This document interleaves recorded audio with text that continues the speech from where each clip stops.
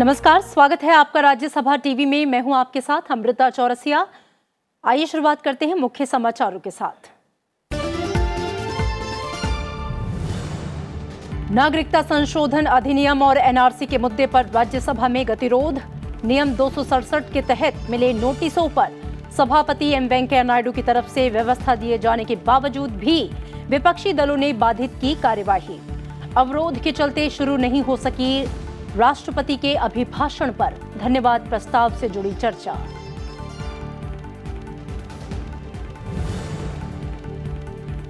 लोकसभा में राष्ट्रपति के अभिभाषण पर धन्यवाद प्रस्ताव पर चर्चा।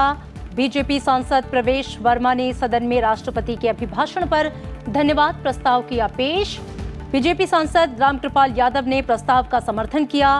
विभिन्न दलों के सांसदों ने धन्यवाद प्रस्ताव पर चर्चा में लिया हिस्सा।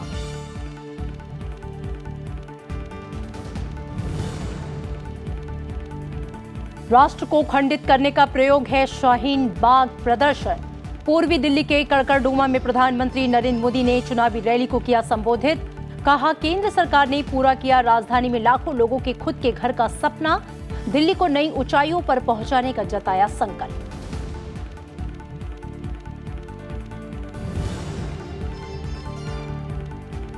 दिल्ली विधानसभा चुनाव के प्रचार के आखिरी हफ्ते में सभी राजनीतिक दलों ने झोंकी अपनी ताकत। गृह मंत्री अमित शाह ने बाहरी दिल्ली के मुंडका में किया रैली को संबोधित। दिल्ली के सीएम अरविंद केजरीवाल ने पटपड़गंज और पालम में किया रोड शो। बीएसपी प्रमुख मायावती ने भी किया चुनावी जनसभा को संबोधित।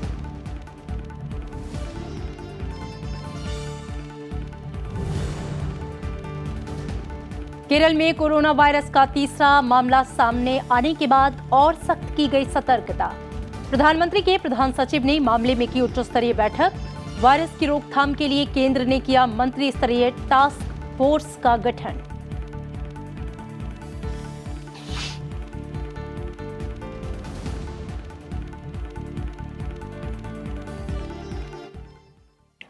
लोकसभा में आज दोपहर बाद राष्ट्रपति के अभिभाषण पर धन्यवाद प्रस्ताव पर चर्चा शुरू हुई। बीजेपी सांसद प्रवेश साहिब सिंह ने सदन में राष्ट्रपति के अभिभाषण पर धन्यवाद प्रस्ताव पेश किया। उन्होंने कहा कि नरेंद्र मोदी सरकार ने सालों से लंबित मुद्दों का समाधान निकाला। बीजेपी सांसद रामकृपाल यादव ने प्रस्ताव का समर्थन किया। चर्चा के दौरान बीजेपी सांसदों ने नागरिकता संशोधन कानून को लेकर जारी विरोध को राजनीति से प्रेरित करार दिया। विभिन्न दलों के सांसदों ने धन्यवाद प्रस्ताव पर हुई चर्चा में हिस्सा लिया। आज मुझे ये कहते हुए गर्व हो रहा है, हमारी सरकार ने भारत की ऐसी ऐसी समस्याओं का समाधान किया जो देश में दशकों से पड़ी हुई थी। अगर इस सरकार की सबसे बड़ी कोई खासियत है तो वो है इस सरकार की निर्णायकता, वो है इस सरकार की फैसले लेने की क्षमता। सीएए के मामले पर हंगामा जा रहा है। कानूनी प्रावधान के तहत सीएए लागू हुआ, यही संसद ने पास किया महोदय। ये लोकसभा राज्यसभा संविधान की धज्जियां उड़ाई जा रही है। इस तरह की घटिया राजनीति वोट बैंक के लिए मैंने कभी देखने का काम नहीं किया। ऐसे लोगों को प्रोत्साहित करने का काम किया जा रहा है। Hope which will take a nation forward. You with your hate are taking India back. Please take us forward. That is my only and sincere request to you. That we must protect ourselves, that we must live in harmony, we must live in collective peace, that we must solve the real problems. Have they ever adopted Swaminathan's report? It's all in paper only. They have not made any attempt to see that MS Swaminathan's report is executed and properly adhered by the government. You have betrayed them by questioning the citizenship of the very citizens who voted you to power. And it is your middle of the road voters who today cannot recognize the India that they are living in. The largest revenue that is given to the Indian Railways is from Orissa. 17,000 to 20,000 crores annually comes from Orissa. That's the largest revenue. We get a fraction of that back. Hardly 2,000, 2,500 crores is spent back. कि देश को एक सकारात्मक, शांतिपूर्ण और प्रगतिशील नेतृत्व चाहिए। याद रखिए कि जनता ने आपको ये जनादेश इंटॉलरेंट इंडिया का खिताब जीतने के लिए नहीं दिया है। सरकार, जनता ने आपको ये आदेश अच्छे दिन लाने के लिए दिया था। नागरिकता संशोधन कानून, राष्ट्रीय जनसंख्या रजिस्टर और राष्ट्रीय नागरिकता रजिस्टर को लेकर संसद के दोनों सदनों की कार्यवाही में आज गतिरोध देखने को मिला। विपक्ष की गतिरोध के चलते राज्यसभा की कार्यवाही कई बार बाधित हुई। जरूरी दस्तावेज सदन के पटल पर रखे जाने के बाद सभापति एम वेंकैया नायडू ने कहा कि उन्हें सीएए और एनआरसी के मुद्दे पर नियम 267 के तहत चर्चा कराने के नोटिस मिले हैं। सभापति ने कहा कि उन्होंने सभी नोटिसों का संज्ञान लेने के बाद इन्हें अस्वीकार कर दिया है। उन्होंने कहा कि नोटिस में उठाए गए मुद्दों पर अलग से चर्चा कराने की जरूरत नहीं है, क्योंकि सदस्य राष्ट्रपति के अभिभाषण पर धन्यवाद प्रस्ताव में चर्चा के दौरान अपनी बात इन मुद्दों पर रख सकते हैं।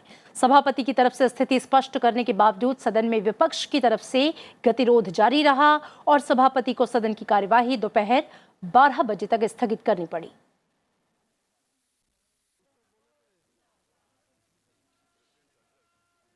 I have received notices from Sri Ghulam Nabi Azad, Sri Anand Sharma, Sri K.K. Ragesh, T.K. Rangarajan, Sri Satish Chandra Misra, Sri D.K. Oberyn, Sri Yadamaram Karim and Sri Binay Viswam under Rule 267 to discuss about the NPR, NRC following the Citizenship Amendment Act.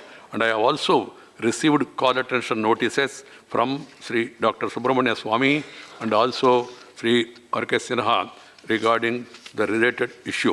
I have gone through it and I have come to the conclusion there is no need to suspend the Rule 267 and take up discussion, because there are enough opportunities is there in the presidential address discussion that is there before the House, and members, they can take care of their concern during the discussion of the presidential motion, because in the presidential motion itself also there is a specific reference about the Citizenship Amendment Bill and related issues. Members can take that opportunity and then participate in the discussion depending on their party's choice and also the members' willingness.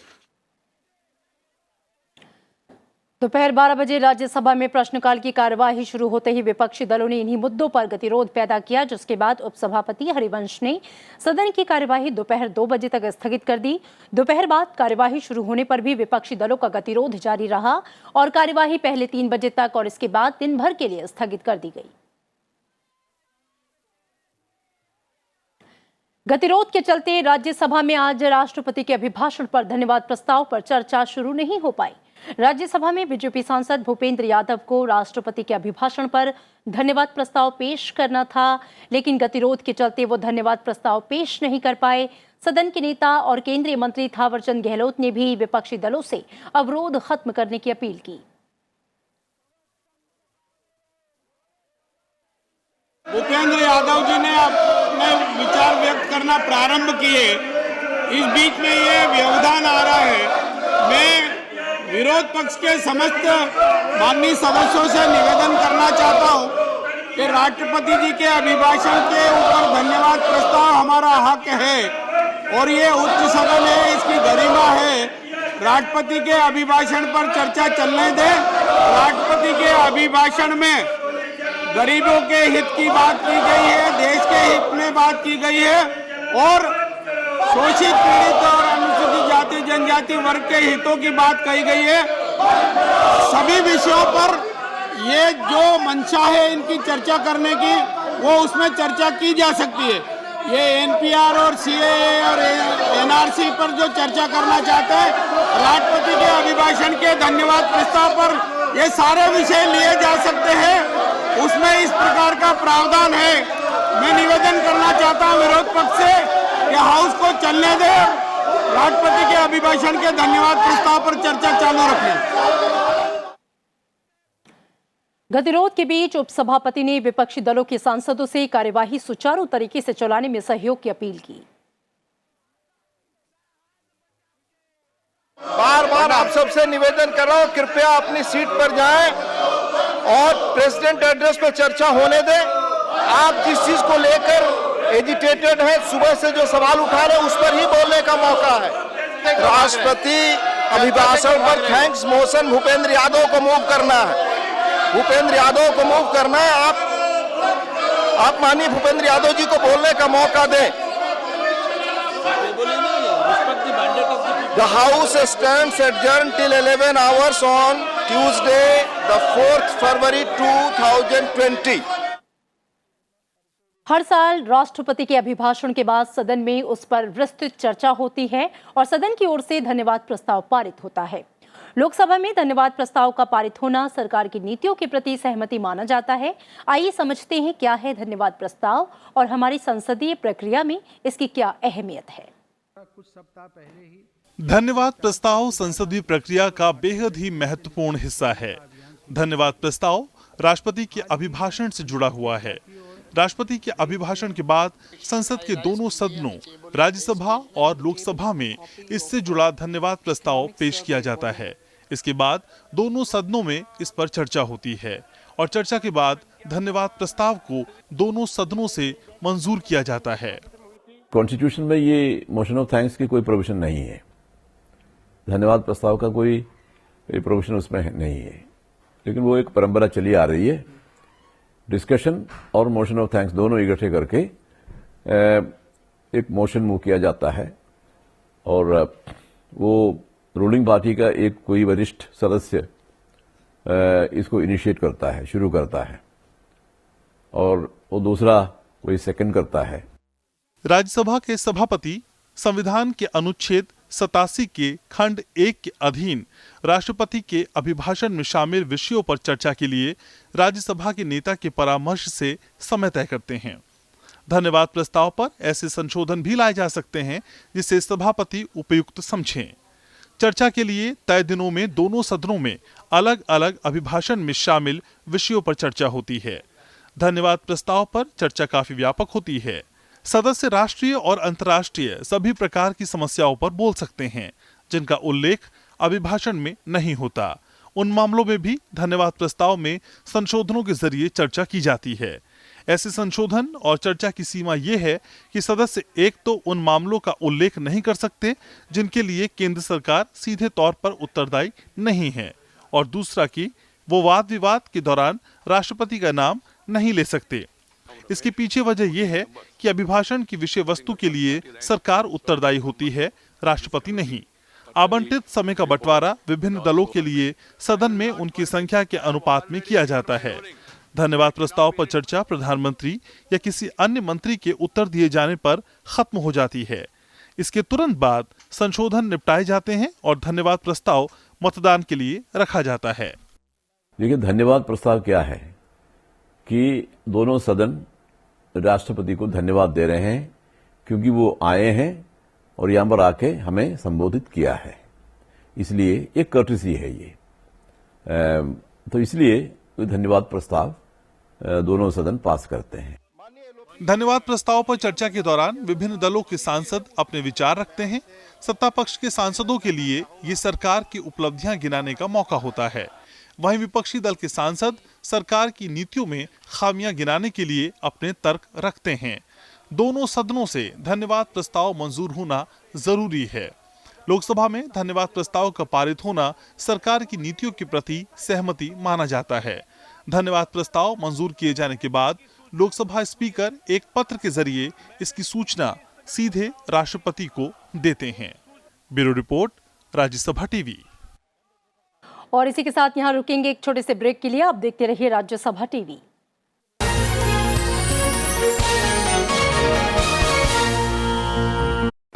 आपको अपनी सेहत को लेकर मिलते हैं कई सुझाव, लेकिन क्या सही क्या गलत जानना है मुश्किल। इसीलिए राज्यसभा टीवी लेकर आया है आयुष्मान भव। सही डॉक्टरों की सलाह, वो भी एक नहीं 3 डॉक्टरों से पूछिए सवाल और जानिए जवाब एलोपैथी, होम्योपैथी और आयुर्वेद में मौजूद इलाज का। तो देखना ना भूलिए शनिवार सुबह 11 बजे आयुष्मान भव, सिर्फ राज्यसभा टीवी पर।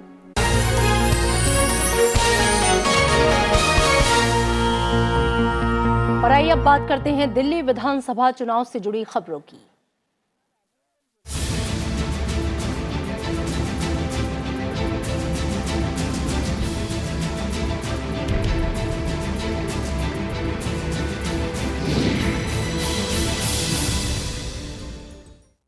प्रधानमंत्री नरेंद्र मोदी ने आज दिल्ली के कड़कड़डूमा के सीबीडी ग्राउंड में चुनावी रैली को संबोधित किया। प्रधानमंत्री ने नागरिकता संशोधन कानून विरोधियों पर जमकर हमला बोला। उन्होंने कहा कि सीलमपुर हो, जामिया हो या फिर शाहीन बाग, बीते कई दिनों से नागरिकता संशोधन कानून को लेकर प्रदर्शन हुए। ये प्रदर्शन सिर्फ एक संयोग नहीं बल्कि एक प्रयोग है। इसके पीछे राजनीति का एक ऐसा डिजाइन है जो राष्ट्र के सौहार्द को खंडित करने के इरादे रखता है। सीलमपुर हो, जामिया हो या फिर शाहीन बाग, बीते कई दिनों से सिटीजनशिप अमेंडमेंट बिल को लेकर प्रदर्शन हुए। क्या ये प्रदर्शन सिर्फ एक संयोग है? जी नहीं, ये संयोग नहीं, ये एक प्रयोग है। इसके पीछे राजनीति का एक ऐसा डिजाइन है जो राष्ट्र के सौहार्द को खंडित करने के इरादे रखता है। ये सिर्फ एक कानून का विरोध होता तो सरकार के तमाम आश्वासनों के बाद ये समाप्त हो जाना चाहिए था, लेकिन आम आदमी पार्टी और कांग्रेस राजनीति का खेल खेल रहे हैं और वो सारी बातें अब उजागर हो चुकी है। संविधान और तिरंगे को सामने रखते हुए ज्ञान बांटा जा रहा है और असली साजिश से ध्यान हटाया जा रहा है। दिल्ली की अरविंद केजरीवाल सरकार पर हमला बोलते हुए प्रधानमंत्री ने कहा कि दिल्ली बीजेपी ने संकल्प लिया है कि 11 फरवरी के बाद जब दिल्ली में बीजेपी की सरकार बनेगी तो इन सभी कॉलोनियों में विकास के काम और तेजी से आगे बढ़ेंगे। 11 फरवरी के बाद जब दिल्ली में भाजपा की एनडीए की सरकार बनेगी तो इन सभी कॉलोनियों में विकास के काम और तेजी से आगे बढ़ेंगे। दिल्ली बीजेपी ने ये भी संकल्प लिया है, अपने संकल्प पत्र में, घोषणा पत्र में कहा है कि इन कॉलोनियों को तेज विकास के लिए कॉलोनी डेवलपमेंट बोर्ड बनाया जाएगा।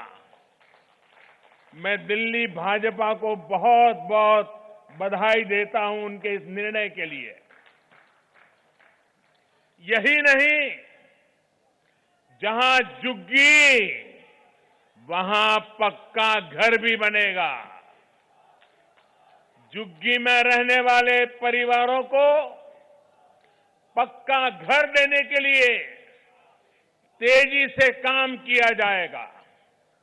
ऐसा घर जिसमें टॉयलेट होगा, बिजली होगी, गैस कनेक्शन होगा, नल होगा और नल में जल होगा और जल भी शुद्ध होगा।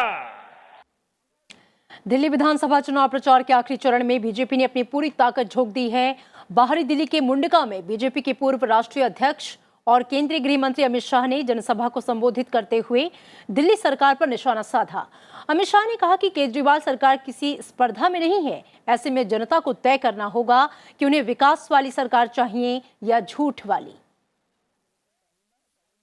उन्होंने कहा था कि हम 5 साल के अंदर दिल्ली में 1000 नए स्कूल बनाएंगे। मुझे बताओ मुनका वालों, मुनका विधानसभा में कितने स्कूल नए बनाए हैं? जरा जोर से बोलिए, उनको भी याद आए कितने?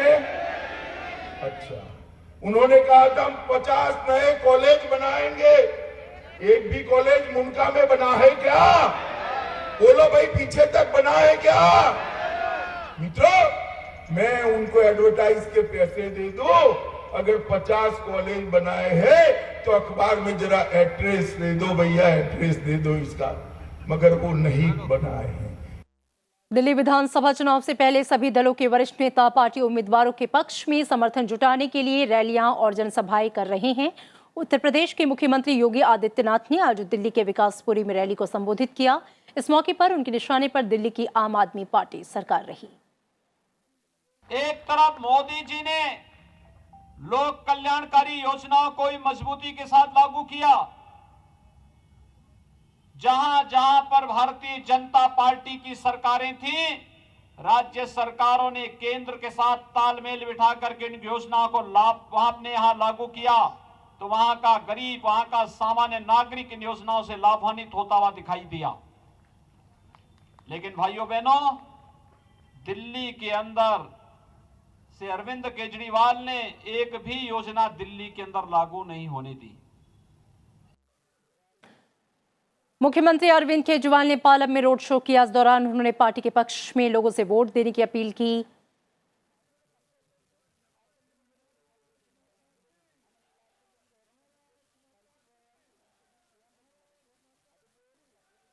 दिल्ली की 70 विधानसभा सीटों में कोंडली विधानसभा सीट महत्वपूर्ण स्थान रखती है। ये विधानसभा क्षेत्र पूर्वी दिल्ली लोकसभा निर्वाचन क्षेत्र में आता है। परिसीमन के बाद साल 2008 में ये विधानसभा क्षेत्र अस्तित्व में आया। बीजेपी, कांग्रेस और आम आदमी पार्टी के बीच यहां पे कांटे की टक्कर देखी जा रही है। कोंडली विधानसभा क्षेत्र उत्तर प्रदेश के गाजियाबाद और नोएडा से सटा हुआ है। बीजेपी ने सीट से एक आम आदमी राजकुमार ढिल्लों को मैदान में उतारा है। राजकुमार ढिल्लों अपने पूरे परिवार के साथ इलाके की झुग्गी में 10 बाई 10 फीट के कमरे में रहते हैं। मैं जिस झुग्गी में 1986 से रह रहा था, आज भी उस झुग्गी में रह रहा हूँ। जिस स्कूटी पे चलता था, आज भी उसी स्कूटी पे चलता हूँ। बैंक बैलेंस मेरा नाम मात्र के लिए 1000 रुपये है। ना कोई ज्वेलरी है, ना कोई बैंक बैलेंस है, ना कोई पूरे हिंदुस्तान में मेरे पास, मेरे बच्चों के पास, मेरी माँ के पास 1 इंच भी ज़मीन नहीं है। इलाके के मौजूदा विधायक आम आदमी पार्टी के मनोज कुमार को इस बार पार्टी ने टिकट नहीं दिया। विधायक जी इस बात से नाराज हो गए और उन्होंने बीजेपी का दामन थाम लिया। उनका मानना है कि उन्होंने ईमानदारी से अपना काम किया, लेकिन पार्टी ने उन्हें टिकट नहीं दिया। पहले इस पार्टी का नाम आम आदमी पार्टी था। आज ये पार्टी का नाम अगर मैं सही शब्दों में लूँ तो इसका है 2 आदमी पार्टी। 2 आदमी के बाद यहाँ तीसरी किसी की नहीं चलती।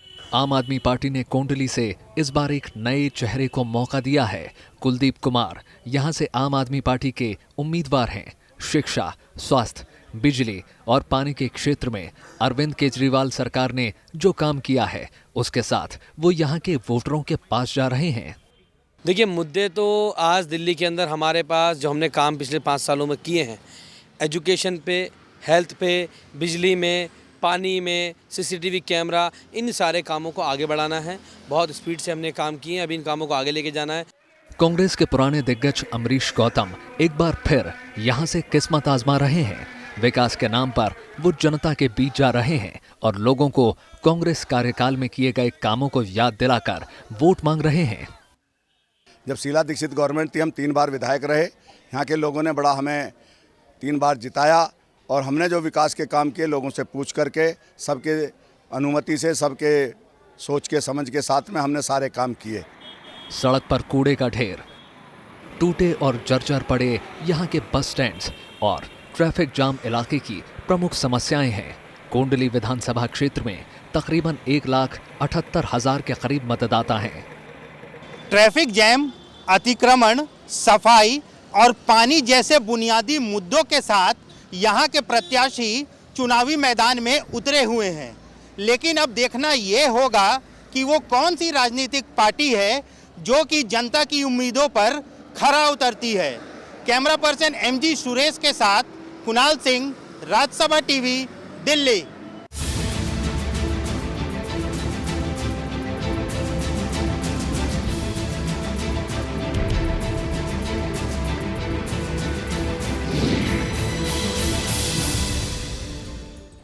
केंद्र सरकार ने देश में कोरोना वायरस के फैलाव को रोकने के लिए कार्यदल का गठन किया है। इसमें स्वास्थ्य मंत्री डॉक्टर हर्षवर्धन, विदेश मंत्री एस जयशंकर, गृह राज्य मंत्री जी किशन रेड्डी और नागरिक उड्डयन मंत्री हरदीप पुरी शामिल हैं।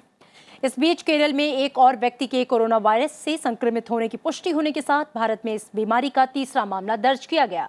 इस बीच त्रिशूर और अलपुझा जिलों के 2 संक्रमित व्यक्तियों की स्थिति में सुधार है, लेकिन उनकी दूसरी रिपोर्ट की प्रतीक्षा की जा रही है। राज्य से संक्रमण के 3 मामलों की पुष्टि होने के मद्देनजर कड़ी सतर्कता बरती जा रही है। लगभग 200 लोगों को निगरानी में रखा गया है। और इसी के साथ वक्त है एक ब्रेक का। ब्रेक के बाद देखिए हमारा खास कार्यक्रम देशांतर।